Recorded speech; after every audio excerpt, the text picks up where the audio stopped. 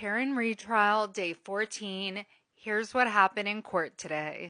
Back on the stand, we've got Yuri Buchanan, the smirky clown that dances around questions. Alan Jackson's doing cross, and he asks him about this ring footage from Meadows, and he's like talking about the fact that investigators had accessed this ring footage, and he's like, "Do you know who it was that went in and looked at this ring footage?" And of course, he plays dumb as per usual. Nope, don't know who it is.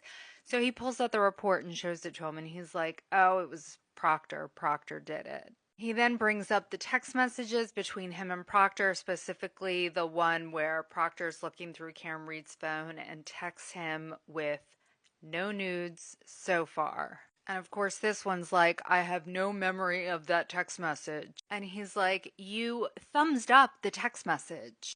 Alan Jackson's like, "And do you think that that was professional?" And this one, of course, his favorite line, "The case was handled with integrity and honor." He's like, in the text message, he's literally calling Karen Read a R word that ends with tard. And he's like, "You think that that has honor and integrity? You think that's professional?" And of course, he's like, "No, no, it's not." He also asks him about the relationship between the Alberts and Proctor. They then bring out this new footage that hasn't been seen before, and it's of Brian Higgins at Canton PD at 1:27 a.m.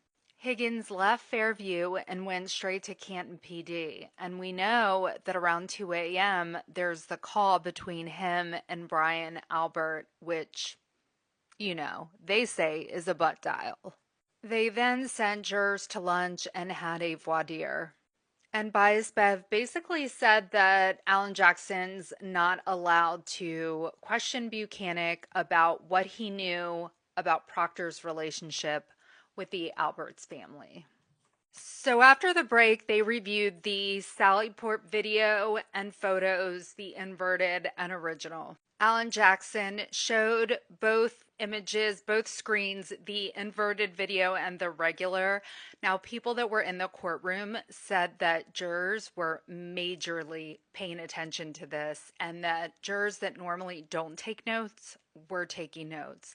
Now, you and I both know they inverted that video so you couldn't see Proctor back there messing around with that tail light.